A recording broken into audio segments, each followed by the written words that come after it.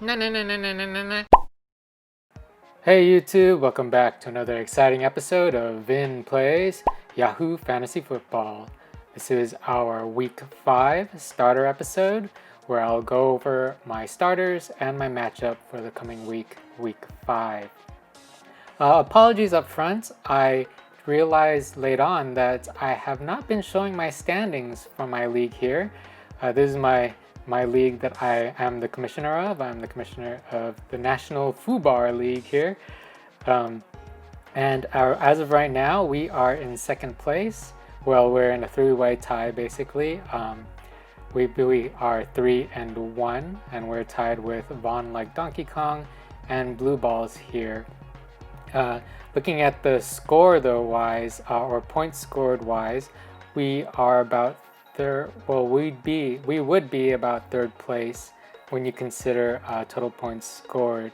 And I do like to keep an eye on total points scored just as a general indicator of how well I'm doing in my league, because you know when you do head-to-head matchups like this format is, there's a lot of luck involved, and I like to use total points scored as a general indicator on how well I'm doing, because if I do have a high points scored total and I happen to have like a low record, I at least know that my teams are performing well and I'm just unlucky when it comes to my matchups.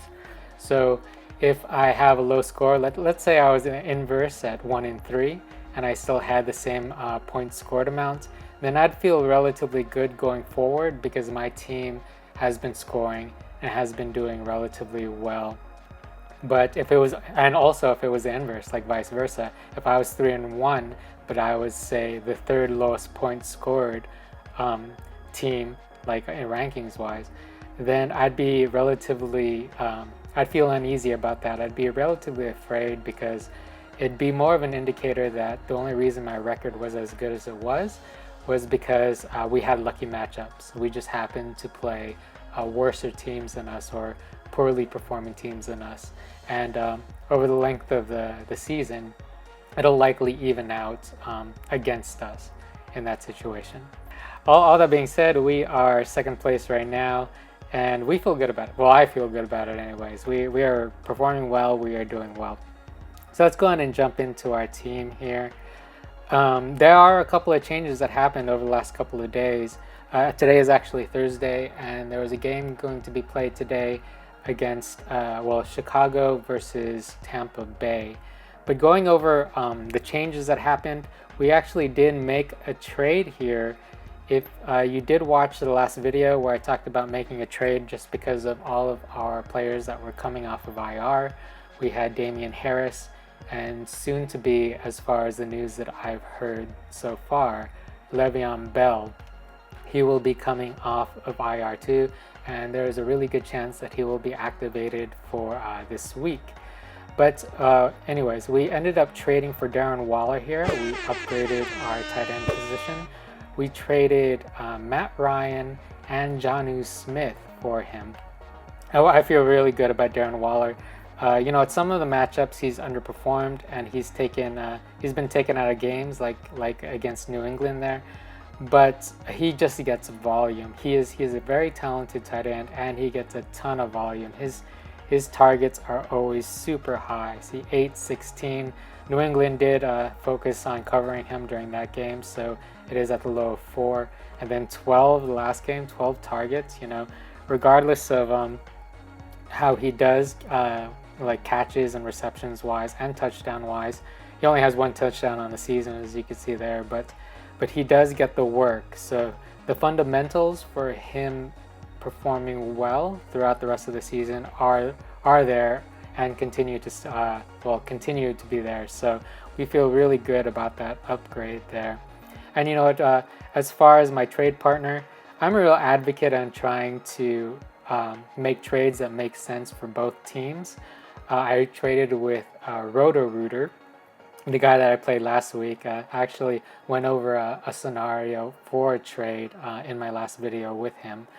But I ended up trading with him, and his 2 quarterbacks on that team were Joe Burrow Daniel Jones. So he could really he really needed the upgrade at quarterback, and they also gave him Jonnu Smith, which is a starting tight end, a tight end that he can more or less start week to week, more of the lower end tight end ones. Like I'd say that he'll probably fall between 7 and 12 in the rankings, that is year-end rankings.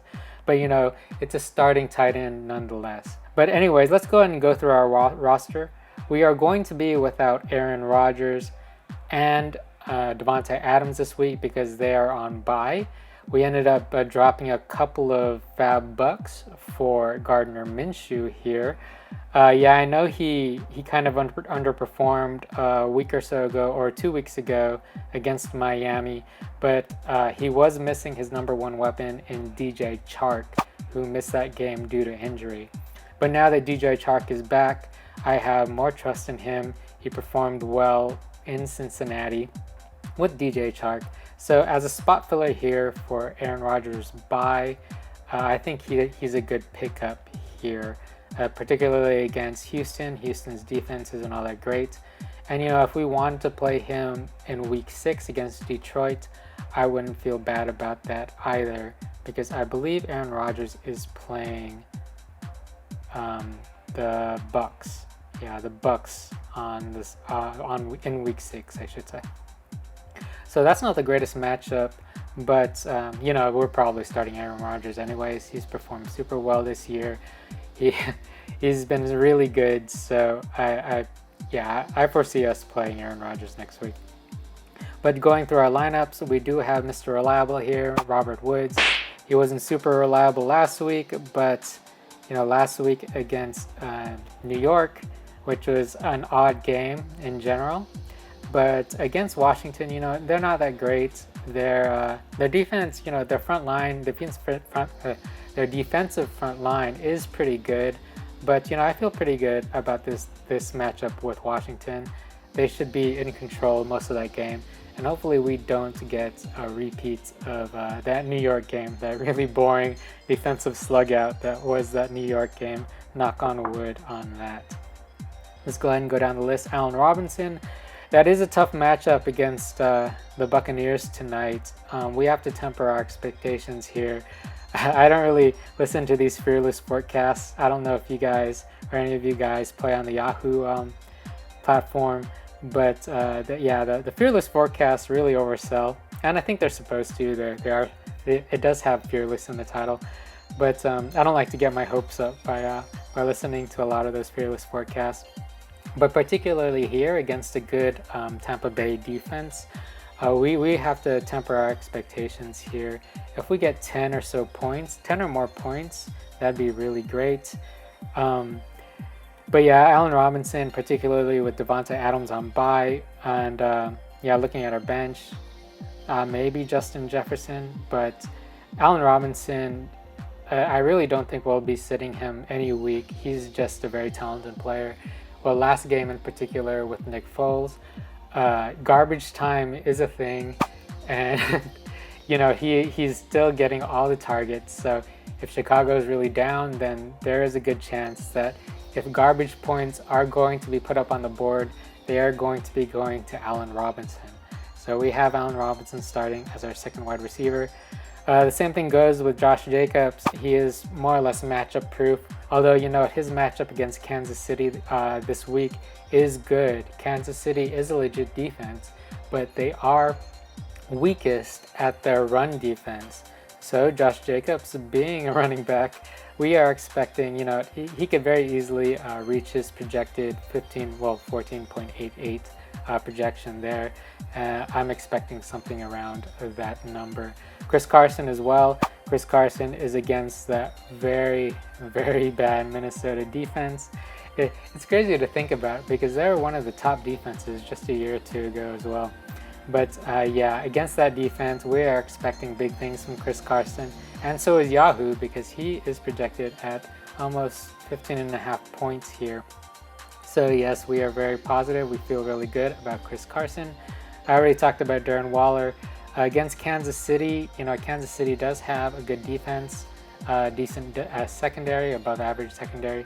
So, yeah, we might need to temper our expectations about Darren Waller.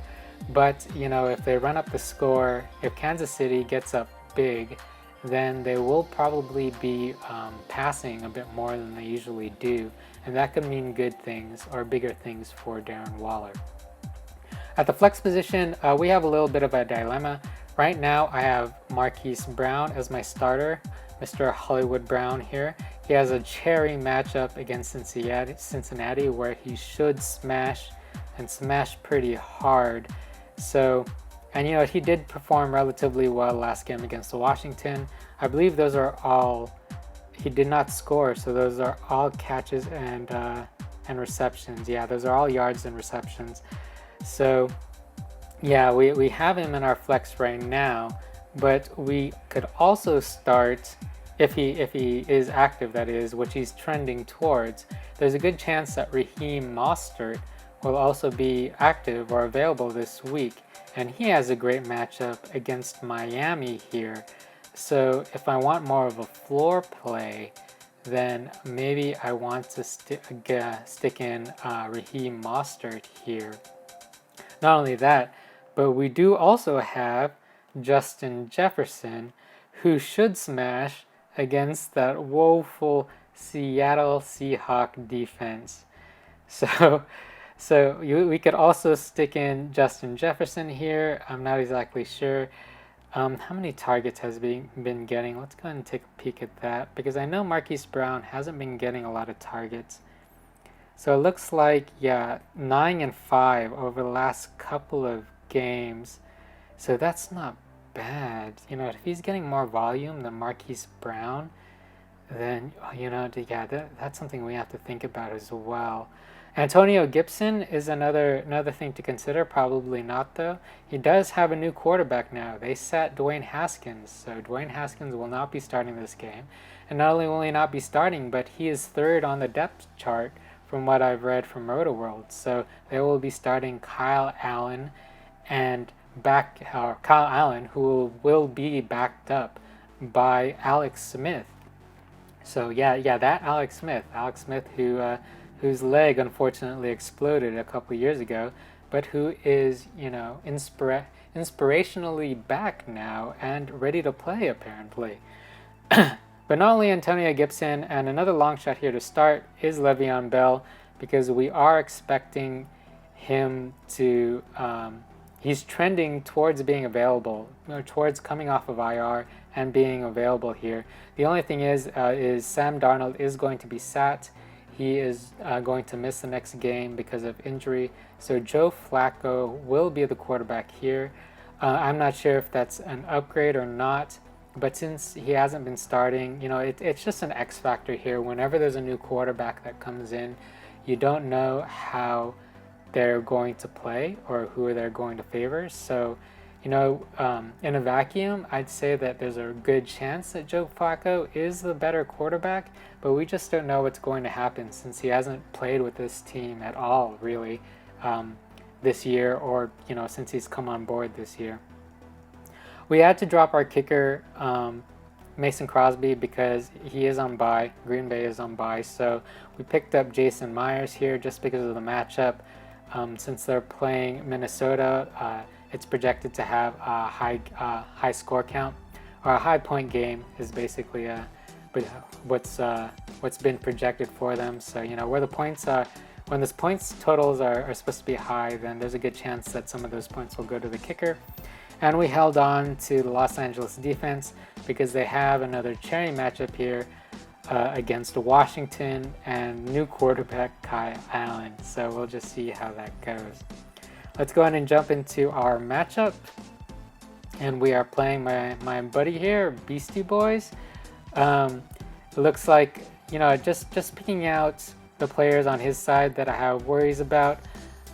Josh Allen is a worry, but Tennessee, this is Thursday again, Tennessee has had more plague positive tests on their squads, so this game is up in the air. I want to say there's probably a coin flip chance right now that this game will not be played. From what I'm reading on Twitter, the league is talking about pushing the game back to Monday or Tuesday. So this is going to, this is going to get messy really quickly if more positive tests come in tomorrow. So yeah, we'll see what happens here. If he does play, Josh Allen has been playing phenomenally this year, and he will be concerning playing against him this week. Michael Thomas as well. He is coming back from an injury, so he might be on a snap count. He might have limited uses, but anytime that Michael Thomas is on the field, he is something scary. He will probably get a ton of targets, and yeah, he could take any of those targets to the house. So he is a concern as well. Chris Godwin, actually, he probably needs to take him out because Chris Godwin has been ruled out for this week. He is nursing a hamstring injury as well. I might be concerned about Joe Mixon, except he's playing Baltimore. Joe Mixon had a breakout game last week with 39 points. Yeah, crazy. He crazy exploded against Jacksonville. But this week he's playing Baltimore, and actually this week and next week, Baltimore and Indiana. Those will be tough matchups for him. I won't be surprised at all if he underperforms this week and next. And then, yeah, we'll see how the Mixon owners and my buddy Beastie Boys here feels about Joe Mixon after the next couple of weeks. Zach Ertz is a problem, but although he is playing Pittsburgh, so tempered expectations there as well. 5 minutes later. Sorry about that. I got rudely interrupted by a phone call. I'll call you back, Mom. But anyways, to continue my thoughts here and to finish up the video, last but not least, Tyler Lockett here. Tyler Lockett is a concern. He did have a down week last week, but he does have another great matchup, a smash matchup here against Minnesota. So I really believe in Tyler Lockett's talent. Not only do I believe in Tyler Lockett's talent, I believe in Russell Wilson's talent. That offense is scary. Russell Wilson is scary, and thusly his weapons are scary indeed. So we will keep an eye out on Tyler Lockett, and it will not be surprising to see him explode this week. Otherwise, he has Harrison Butker and the Indianapolis defense. Indianapolis is playing Cleveland, which is kind of middle of the road as far as difficulty, as far as our concern about how many points Cleveland can do, or about how many points the Indianapolis defense can put up. We don't really trust Baker. Baker Mayfield, I don't think is very, they haven't asked for him to do much this year, but I don't think he's a very good quarterback, at least not yet. So we'll see how it goes. It wouldn't surprise me either way to see the Indianapolis defense do really well or more or less average. So I think that more or less wraps up this video. Yeah, that's pretty much it. So thanks again so much for watching another episode of Vin Plays Yahoo Fantasy Football, and I'll see you next time.